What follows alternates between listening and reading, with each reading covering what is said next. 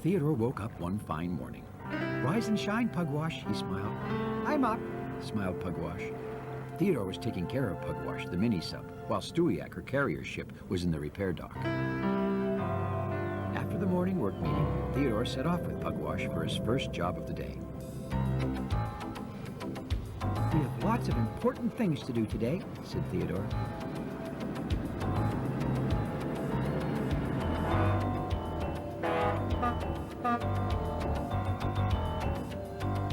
Pugwash?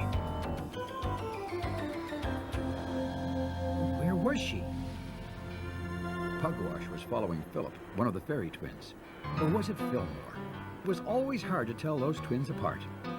"Ooh," she said, and started following the other fairy. "Pugwash," whistled Theodore. "Coming, Theodore." Theodore smiled. He knew that Pugwash just loved to wander off and explore things.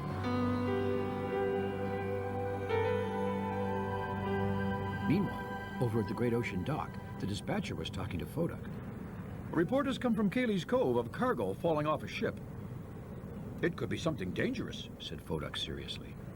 "I would like you to check it out, please," the dispatcher told him. "Of course," said Foduck. "I am the safety tug. And George will go with you," added the dispatcher. "I will?" said George. "George," repeated Foduck. "I am qualified to go by myself." "George will take Shelburne the sea barge along with Pugwash," said the dispatcher, "in case there is anything on the bottom of the ocean that needs to be brought up. Please proceed immediately." Well, the two tugs weren't very happy. You see, they both wanted to be the tug in charge of an important mission.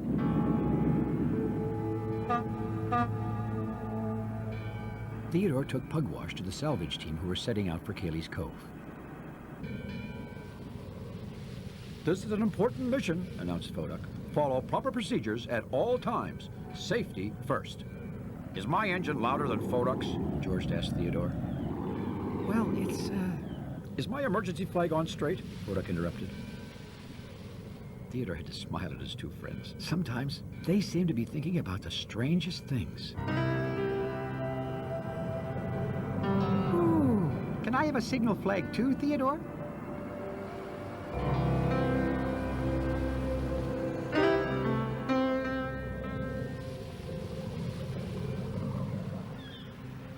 When they got to Cayley's Cove, Troro, the fishing trawler, told the salvage team what he had seen. "It was late last night and pretty dark, but I'm sure I saw something fall off a ship passing by." "Don't panic," said Foduck calmly. "I'll take over from here." "Well, I'm trained to deal with this," said George, butting in front of Foduck. "Mini-sub ready?" "Ready and waiting," called Pugwash eagerly. "Lower away," commanded Foduck, butting in front of George. Shelburne slowly began to lower his cable.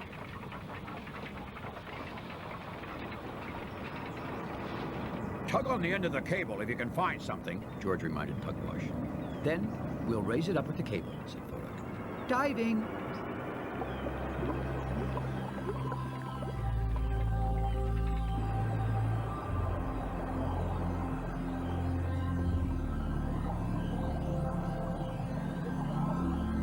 "Is that a siren?"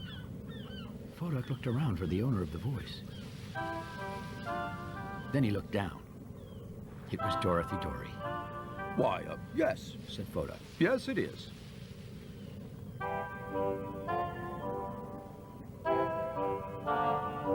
"Can you blow it?" said Dorothy breathlessly. "It's not a toy," said Foduck sternly. "It's an important piece of safety equipment." "But I could show you my special signal flag." George didn't like Foduck getting all the attention. "I have two engines," he trumpeted, turning to Troro. "I can go backwards as fast as most ships can go forwards." Down below, Pugwash had arrived at the bottom of the ocean. She looked this way and that, and soon spotted an oil barrel. "That's what must have fallen off that ship," she thought to herself. It really wasn't dangerous, but it should be brought up. Pugwash was about to tug on her line to tell the others, when something caught her eye. Ah, she said. And off she went to see what it was. Up above, Fodak had decided to give Dorothy a little safety lesson while he was waiting for Pugwash to tug the cable. If you ever see these flags, he was saying, it means danger. Stay away. Now can I hear your siren? Pleaded Dorothy. George was showing off for Troro, vrooming and booming his powerful engine as loud as he could. Beneath them, Pugwash was examining the things she saw. It was just an old anchor. But then, something else caught her attention.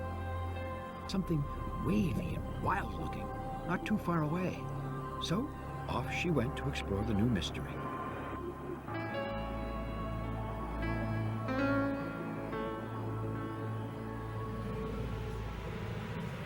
Back in the big harbor, Theodore was finishing docking a small cargo ship. He glanced around, expecting to see Pugwash and the salvage team returning from Cayley's Cove. But they were nowhere in sight. They've been gone a long time, he said, gazing towards the harbor entrance. I hope Pugwash hasn't wandered off again.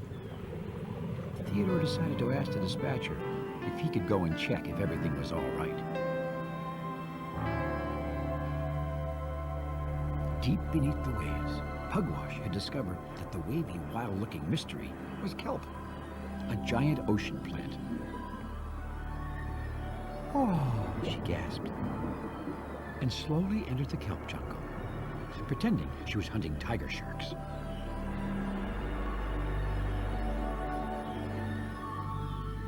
Meanwhile, Theodore was making his way to Cayley's Cove. When he rounded the last bend of the cove, he was in for quite a surprise. Fodak was flying all his signal flags, while George was racing around Troro backwards. Don't try this in your cove, he hollered to the fishing trawler. Theodore! Grinned George, whizzing around, booming and booming his big engine. What are you doing out here? Did you find anything? Said Theodore. What's that? George called over his own engine. I can't quite hear you. Did you find anything dangerous? Theodore shouted. Fodak noticed Theodore. Well, yes, I did, he said. That lighthouse has a burnt-out bulb. I mean, did Pugwash find the overboard cargo? Frowned Theodore. Oh, Said Fodak.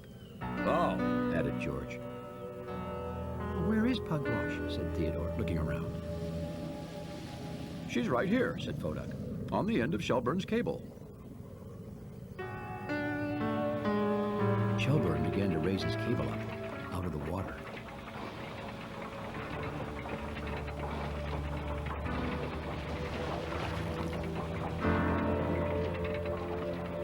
Uh-oh, said Theodore.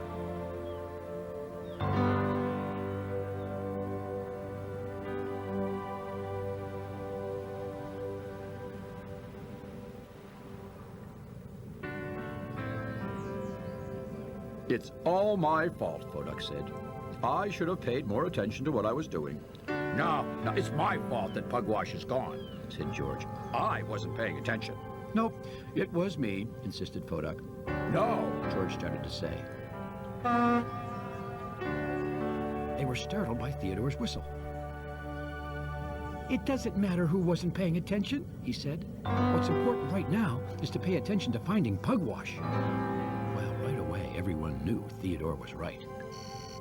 I'll use my special underwater sonar, said Fodak right away. I'll stand by with Shelburne, said George. I hope Pugwash hasn't gone too far, said Theodore. Down below, Pugwash heard a pinging sound. Maybe it's a whale trying to talk to me, she thought, and she pinged back. I hear something, cried Fodak. That way. Theodore had an idea. Shelburne, lower your cable again. The big barge barge slowly began to lower his cable back into the water.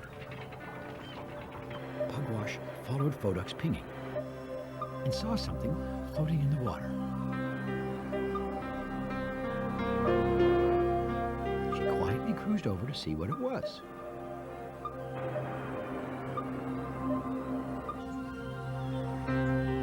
I feel something moving my cable, called Shelburne.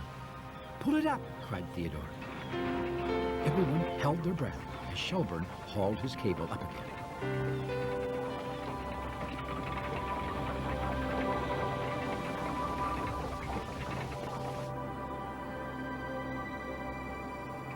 And soon, Pugwash popped to the surface, safe and sound. Hi, everyone! Everyone blew their whistles. Hooray! In no time at all, the team raised the oil barrel and headed back to the big harbor. Next time, said Poduk, we'll pay attention to what we're doing. We sure will, said George. Me too, added Pugwash.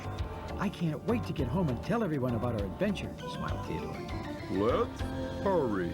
Said Shelburne in his slow voice. Oh, said Theodore. The tugs all turned to where Theodore was looking. The sun was setting over the edge of the ocean in a beautiful red glow.